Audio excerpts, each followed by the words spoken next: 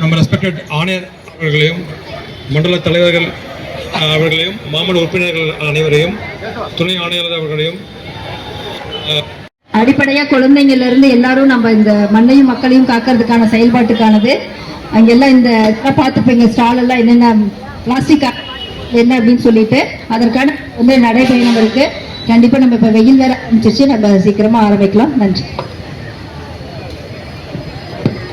Plastic இல்லா தமிழகம் உறுதியேற்பு.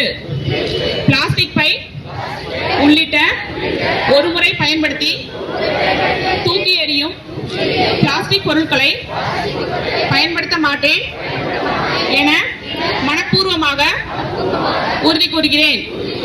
தூக்கி எறியும் பிளாஸ்டிக் பொருட்களின் தீமை குறித்து எனக்கு அறிமுகமானவர்களிடம் எடுத்து கூறி அவற்றை தவிர்க்க கோருவேன் என உறுதி கூறுகிறேன்.